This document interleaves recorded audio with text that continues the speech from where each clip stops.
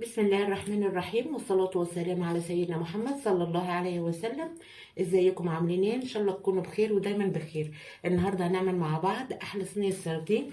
شايفين انا بحب السردين كده. هنعمل مع بعض صينية سردين في الفرن مع الرز. شايفين دي من احلى اكلات السردين. ليه؟ الخضار بتاعها بيبقى مشوي، والسردينه اهي مستويه زي الفل. ودي يا جماعه قناتي، انا اسمي صفاء. اللي ما يعرفنيش يخش على القناه ويعرفني ويشترك معايا في القناه ونبتدي مع بعض. بسم الله الرحمن الرحيم، والصلاه والسلام على سيدنا محمد صلى الله عليه وسلم. ازيكم عاملين ايه؟ ان شاء الله تكونوا بخير ودايما بخير. النهارده هنعمل مع بعض صينيه السمك في الفرن. يلا مع بعض نبتدي. نبتدي مع بعض. معانا كيلو ونص من السمك السردين. معانا الدقة، عاملينها فلفل وتوم وطماطمية صغيرة، وطبعا البهارات كمون وفلفل اسمر وملح، ضربناهم في الخلاط مع بعض اهم. ومعانا بصلتين، ومعانا فلفل وقرنين شطة حامين لان احنا بنحبها سبايسي، ومعانا طماطمتين. وطبعا الليمون السردين شطفناه وعصرنا عليه ليمون. ويلا نبتدي مع بعض نخلط البصل. اول حاجه مع بعض معانا صينيه اهوت. هنجيب البصل هنقطعه جناح كده.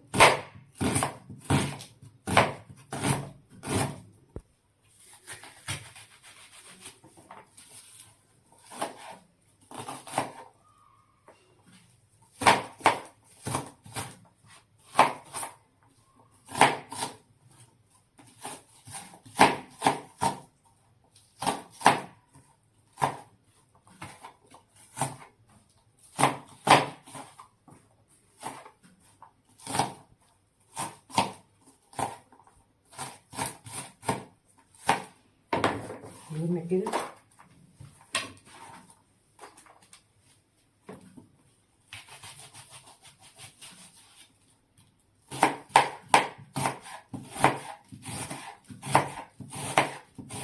البصله التانيه اهيت هنقطعها مع بعض.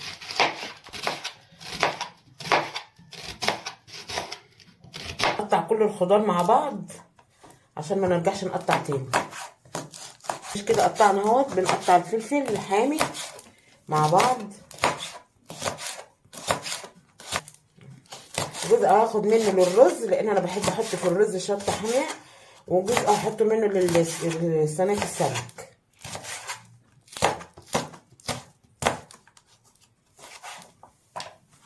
لان انا بحب احط الشطه في الاكل. عامه في اي اكل انا بحب الشطه فيه، وعندنا هنا بنحب الشطه. ودي حاجه ترجع لذوق كل واحد يعني في الاكل، بس هي بتديله طعم حلو كده. احنا خلطنا الفلفل الحامي اهوت، ومعانا فلفل تاني اهو مقطعينه مع بعض. وهنقطع الطماطم. نجيب طماطم كده نقطعها مع بعض.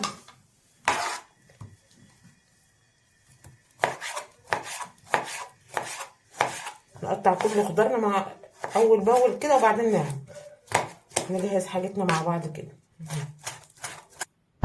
وكده معانا البصل اهو قطعناه جوانح.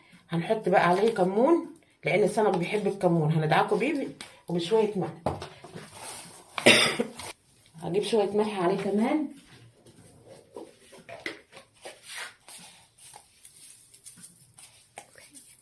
كده وندعكه. بيدي ريحه حلوه للاكل الكمون لما بتدعكيه بالبصل.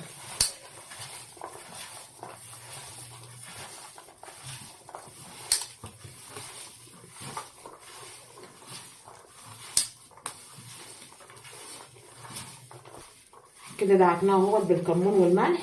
هنفضيه بقى هنا مع بعض اهو.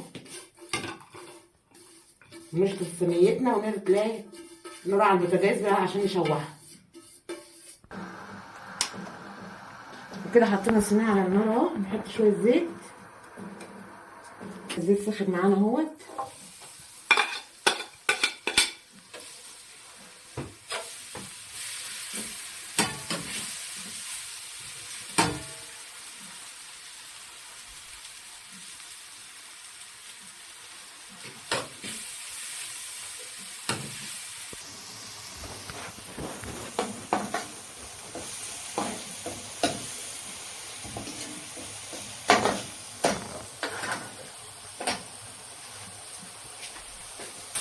وكده بنشوح البصل اهوت،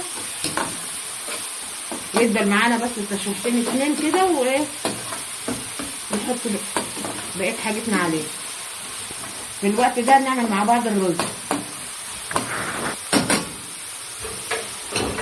على النار اهوت مع قرن الفلفل الحامي، هنقلبهم. وبرده على ما يدبل يا جماعه جربوا الطريقه ديت، يدعكوا البصل قبل ما تحطوه على النار بشويه كمون.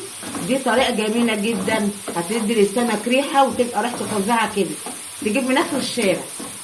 احنا كده بنشوحه اهو، بنقلبه اهو، وهنحط معاه الفلفل اللي احنا مقطعينه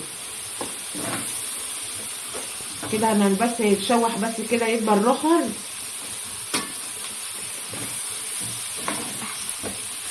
اهو.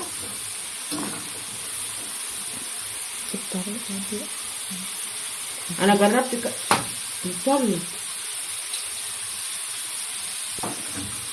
على فكره انا جربت كام طريقه، بس ديت انسب واحلى طريقه، لقيت طعمها جميل جدا. هي كمان الريحه الظاهره دلوقتي قدامي اهي، ريحتها جميله، وريحه البصل جميله بالفلفل. نحط معاهم فص الثوم،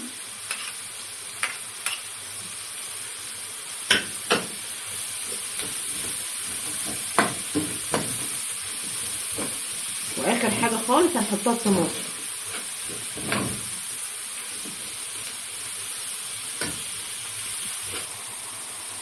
وكده هنحط الطماطم مع بعض اللي احنا قطعناه.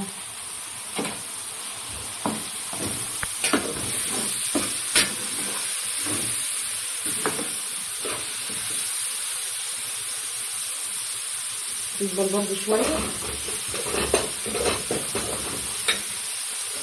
والقرن الشطه الحامي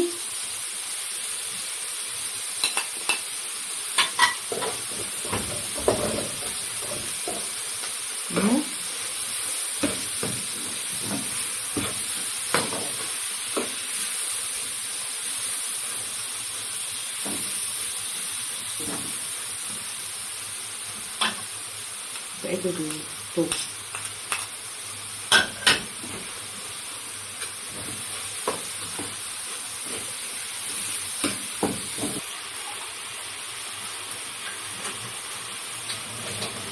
كده وكده هنحط نص كوبايه ميه ونقلب كده، ونرص السمك بتاعنا وندوق. طبعا حلو معانا السمك بتاعنا اهوت، هنرصه.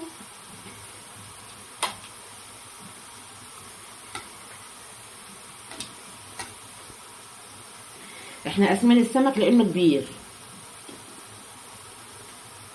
كده. وطبعا الليمون بتاعه هياخد غلوه على النار من فوق، وبعدين ندخله الفرن. نعصر عليه كمان ليمون،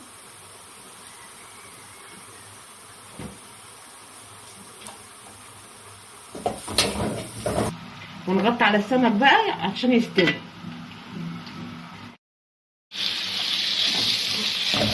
كده سقطنا الرز اهوت وبنقلبه.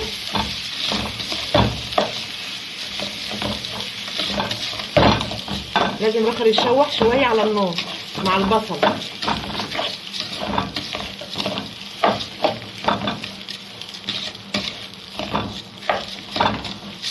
نحط له التوابل بتاعته بقى.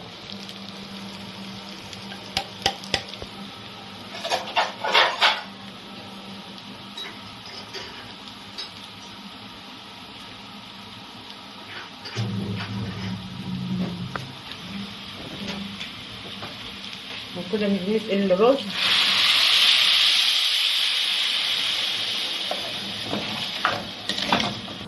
وكده هنحدق بقى اهوت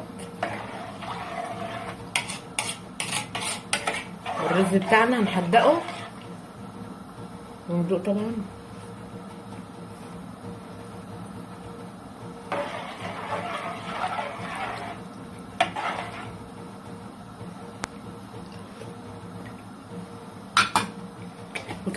وكده نغطي على الرز بقى ونسيبه يستوي، ودقيقه كده ونشيل صينيه السمك ونحطها في الفرن.